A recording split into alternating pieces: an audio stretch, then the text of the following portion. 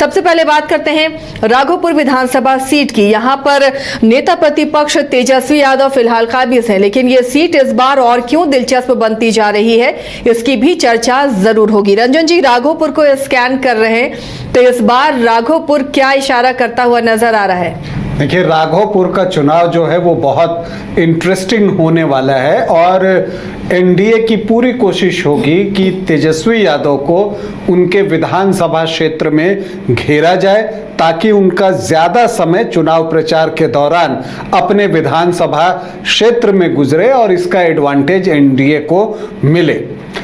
दूसरी तरफ प्रशांत किशोर ने जो एक बयान दिया पिछले दिनों कि व्यक्ति को दो जगह से चुनाव लड़ना चाहिए, एक अपनी जन्मभूमि और दूसरी अपनी कर्मभूमि। तो जन्मभूमि के लिए तो उन्होंने करगहर का नाम ले लिया, लेकिन जब कर्मभूमि की बात आई तो उन्होंने राघोपुर कह दिया है।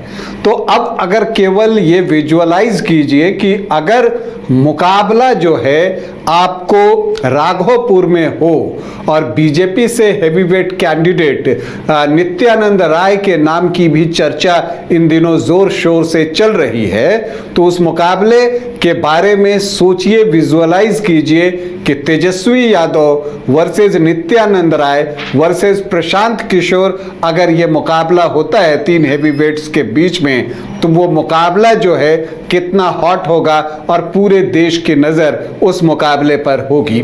लेकिन क्या ऐसा होगा? क्या नित्यानंद राय यहाँ पर तेजस्वी यादव के खिलाफ चुनावी मैदान में उतरेंगे या प्रशांत किशोर ने सिर्फ कहने के लिए ये बातें कह दी हैं, क्योंकि यहाँ के समीकरण प्रशांत किशोर की बातों का समर्थन करते दिखते नहीं। तो ये बहुत सारी चीजें हैं। हालांकि अगर आप राघोपुर विधानसभा क्षेत्र की बात कीजिए तो ये विधानसभा इस क्षेत्र जो है इसने बिहार को दो मुख्यमंत्री दिए हैं, लालू प्रसाद यादव और राबड़ी देवी, एक डिप्टी सीएम दिया है तेजस्वी यादव, और अब नेता प्रतिपक्ष भी दिया है, वो भी तेजस्वी यादव। इसके अलावा जब हाजीपुर लोकसभा क्षेत्र के अंतर्गत आता है राघोपुर विधानसभा सीट, तो उसमें आप देखिए तो यहाँ पर रामविलास पासवान, चिराग पासवान अभी सांसद हैं। इसके अलावा जो है आप देखते हैं कि पशुपति पारस, तो तीन केंद्रीय मंत्री भी जो हैं उनको चुनने के लिए राघोपुर ने अब तक वोट किया है। तो बहुत ही खास विधानसभा सीट है ये राघोपुर की।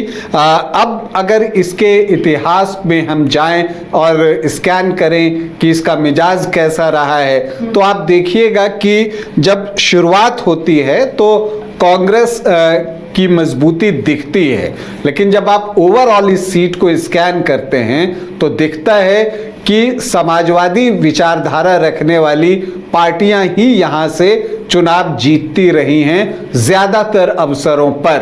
हालांकि जीत यहां पर कांग्रेस को भी मिली, भारतीय जनसंघ भी यहां से चुनाव जीतने में सफल रहा है। तो ये सारी चीजें जो है आपको राघोपुर में देखने को मिलती हैं। और इसके अलावा यहां पर जब आप बात करती हैं तो चेहरों का भी एक इम्पॉर्टेंस रहा है। पहला चेहरा जिनकी हम चर्चा करेंगे हरिवंश नारायण सिंह हैं। वो शुरू में 2 बार कांग्रेस के टिकट पर चुनाव जीते और फिर उसके बाद एक बार भारतीय जनसंघ के टिकट पर चुनाव जीते, तो 3 बार वो यहां पर चुनाव जीते। फिर एक दशक जो है वो आपको आता है उदय नारायण राय का, वो 3 बार जीतते हैं 1980 से 90 के बीच में जो 3 चुनाव हुए, और उदय नारायण राय ने ही लालू प्रसाद यादव के लिए ये सीट खाली की और 1995 में लालू प्रसाद यादव राघोपुर चुनाव लड़ने के लिए आए और फिर उसके बाद से राघोपुर की सीट लालू प्रसाद यादव के परिवार की ही सीट होकर रह गई, क्योंकि पहले लालू प्रसाद यादव लड़े, जीते, फिर उन्होंने राबड़ी देवी को यहां पर चुनावी मैदान में उतारा और अब उनके जो बेटे हैं तेजस्वी यादव वो यहां से चुनाव लड़ते हैं। कुल 19 चुनाव अब तक बाई इलेक्शन मिलाकर राघोपुर में हुए हैं और अगर आप इसमें देखिएगा, चूंकि लालू प्रसाद यादव का एक इम्पैक्ट इस विधानसभा क्षेत्र में रहा है, तो जो सबसे सफल पार्टी है वो आरजेडी ही है। 7 बार राघोपुर में जो है वो लालटेन जला है और यहां पर अगर आप बात कीजिए कि लालटेन जलाया 7 बार किसने किसने, तो 3 बार राबड़ी देवी ने, 2 बार लालू प्रसाद यादव ने और 2 बार तेजस्वी यादव ने। तो दिखता है कि जो 7 जीत आरजेडी को यहां मिले हैं वो लालू प्रसाद यादव के परिवार के जरिए ही मिले हैं। कांग्रेस को 3 बार कामयाबी मिली है। जनता दल और जनता पार्टी 2-2 बार यहां से चुनाव जीतने में सफल रहा है।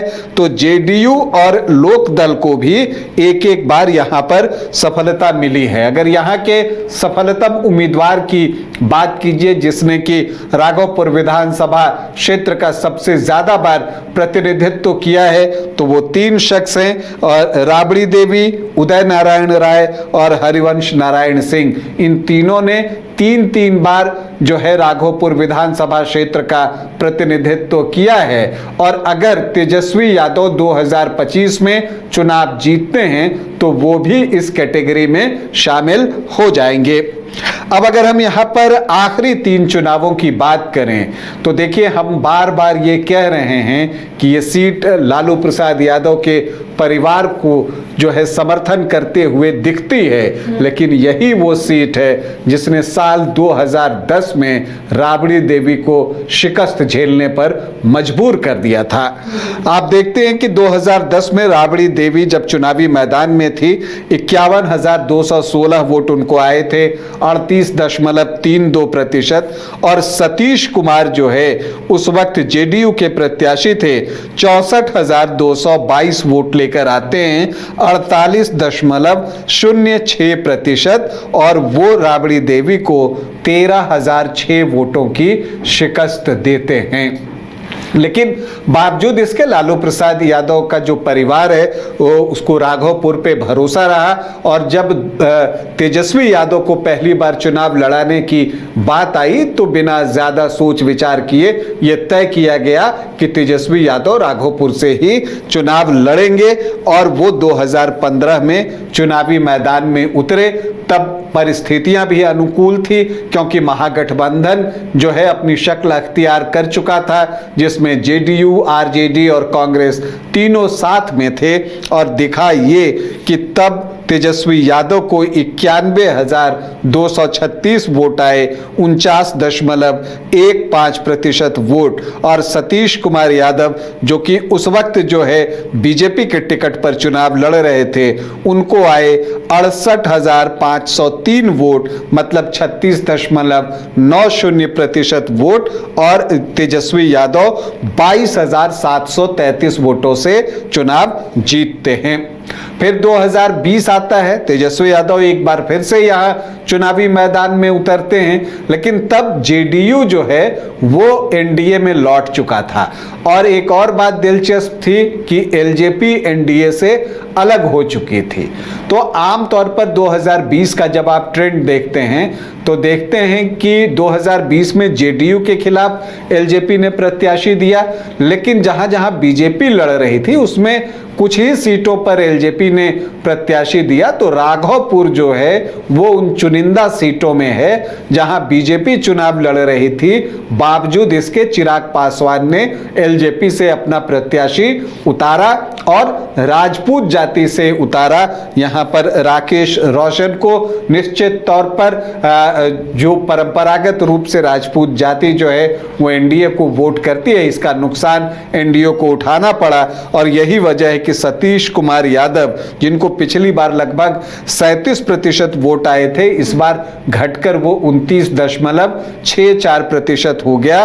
और राकेश रोशन को जो है 12.5% मत आए, 24,947 वोट। और सतीश कुमार यादव को 59,230 वोट। और तेजस्वी यादव लेकर आए 97,404 वोट, मतलब कि 48.7 0.74% वोट और वो सतीश कुमार यादव को 38,174 वोटों से शिकस्त देते हैं।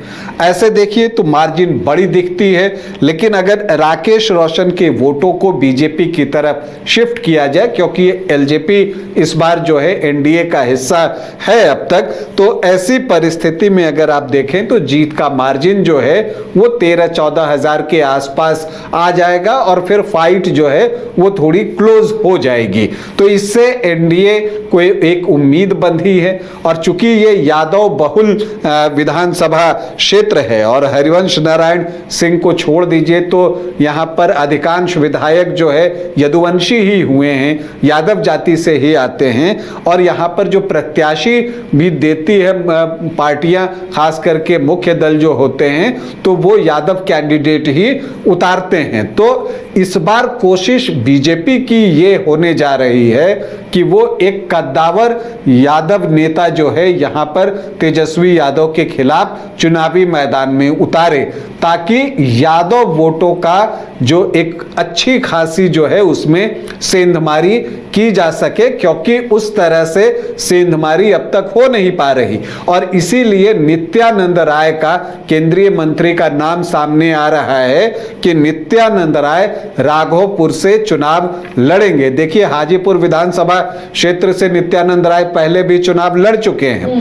अब ये माना जा रहा है कि नित्यानंद राय को राघोपुर से चुनावी मैदान में उतारा जा सकता है। ऐसे में तो बहुत दिलचस्प मुकाबला हो जाएगा। तो प्रशांत किशोर ताल ठोक रहे हैं, तेजस्वी हैं, नित्यानंद राय हैं। इसीलिए तो मैंने कहा कि अगर ये तीनों हेवीवेट उतर जाएं तो ये चुनाव पूरे देश के आकर्षण का केंद्र हो जाएगा, क्योंकि फिर आप किसी तरह की भविष्यवाणी करने की स्थिति में नहीं रहेंगे। और एक और चीज होगी कि जो कोशिश है बीजेपी की वो ये है कि तेजस्वी यादव को उनके विधानसभा क्षेत्र तक सीमित किया जाए, उनको बहुत ज्यादा जो है चुनाव प्रचार के लिए बाहर निकलने का अवसर न मिले। अगर वो यहाँ फंस जाते हैं टफ कॉन्टेस्ट में, तो तब तेजस्वी भी 2 सीटों पर चुनाव लड़ सकते हैं।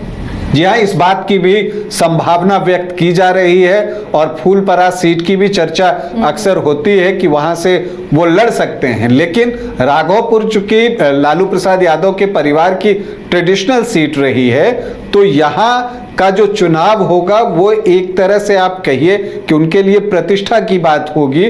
तो ऐसे में पूरे दमखम के साथ जो है वो यहाँ चुनाव लड़ेंगे। तो हालांकि ये अभी कंफर्म नहीं है कि नित्यानंद राय ही लड़ेंगे, ये बातें फ्लोट हो रही हैं, जो राजनीतिक फिजा बह रही है अभी वहां ये बातें फ्लोट हो रही हैं कि नित्यानंद राय जो है यहाँ से चुनाव लड़ सकते हैं। वैसे सतीश कुमार यादव भी जो है अपनी तैयारी में लगे हुए हैं, जनसंपर्क कर रहे हैं और वो भी जो है बड़े नेता हैं और उन्होंने ही राबड़ी देवी को 2010 में शिकस्त दी थी।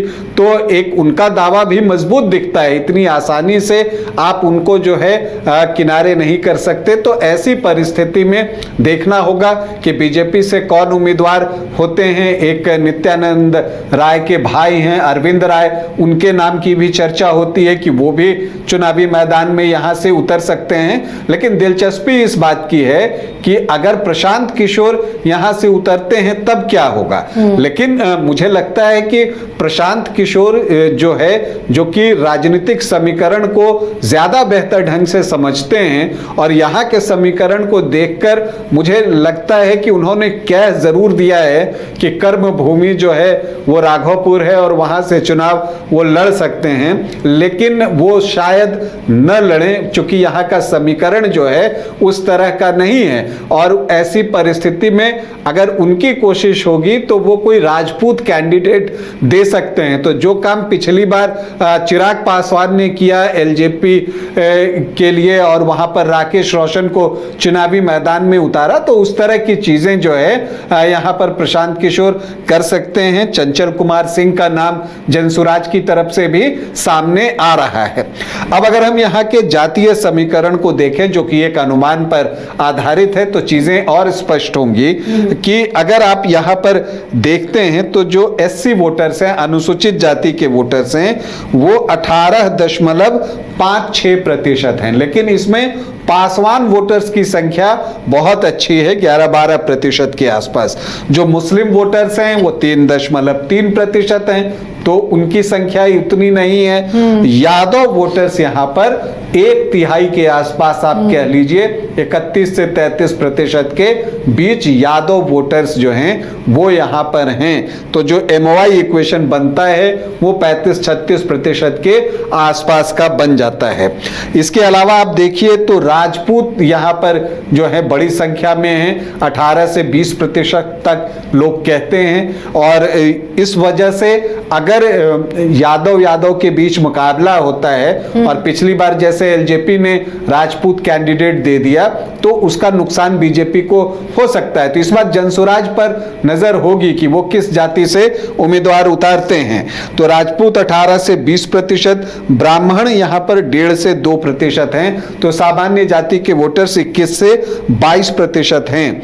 अगर आप देखें तो जो कुशवाहा और कुर्मी वोटर हैं, लवकुश के वोट 4 से 5% हैं और वैश्य वोटर्स जो हैं वो 10 से 11% हैं। तो दोनों समीकरण आपको आमने सामने का दिखता है, लेकिन जैसे कि पिछली बार हुआ, जब इसमें से राजपूत वोटर्स निकल जाते हैं तो नेचुरली एनडीए का जो वोट होता है वो यहां पर कम होता है और अदर ओबीसी ईबीसी जो 10 से 11% हैं वो किसके साथ जाते हैं। लेकिन एक चीज जो हमें देखनी चाहिए, क्योंकि इतने के बाद लगता है कि नेक टू नेक फाइट होगा और क्या तेजस्वी यादव सच में फंस जाएंगे, तो उसके लिए इस बार का लोकसभा चुनाव का जो सैंपल है वो बिल्कुल आइडियल है, क्योंकि तब चिराग पासवान यहां से चुनाव लड़ रहे थे और तब जेडीयू, बीजेपी, एलजेपी-आर जो है सभी एक साथ थे। तो वैसी परिस्थिति में भी आरजेडी को यहां से लीड मिली है लोकसभा चुनाव में। हालांकि हाजीपुर लोकसभा का चुनाव चिराग पासवान जीते हैं, लेकिन जहां तक राघोपुर विधानसभा क्षेत्र की बात है तो यहां पर शिवचंद्र राम आरजेडी प्रत्याशी को जो है लीड मिली है 11,248 वोटों की, और उनका वोट भी है कितना, 48.06। और 2020 में तेजस्वी यादव को कितना वोट आया था, 48.74। तो जो 48% का आंकड़ा है वो आरजेडी का राघोपुर में बेस वोट दिखता है कि इतने वोट उनको आते हैं। अगर इससे वो बेहतर कर जाएं तो 50 क्रॉस कर जाएंगे, इसमें थोड़ी कमी होती है तो वो 44-45 तक आ सकते हैं। और जहां तक बीजेपी के बेस वोट की बात कीजिए तो वो 36 से 38% के बीच दिखता है। हालांकि इस बार चिराग पासवान को 42.58% वोट आए हैं राघोपुर में, लेकिन जो बेस दिखता है सतीश कुमार को पिछली बार 29.64 थे, 12.5% इधर वोट था, तो 40-41% के आसपास। उससे पहले देखिए तो 37% के आसपास वोट जो है सतीश कुमार को आए थे। तो ये चीजें दिखती हैं कि जिसको 45+ का वोट आ जाता है वो उसका अपर हैंड होगा। तो राघोपुर में एक दिलचस्प चुनाव होने जा रहा है तेजस्वी यादव और सतीश कुमार यादव के बीच में, जिसमें जनसुराज की भूमिका बेहद महत्वपूर्ण रहने जा रही है। अगर उसी की वजह से ये सीट भी काफी दिलचस्प होती हुई नजर आएगी और इस सीट के मुकाबले पर हमारी भी नजर बनी रहेगी।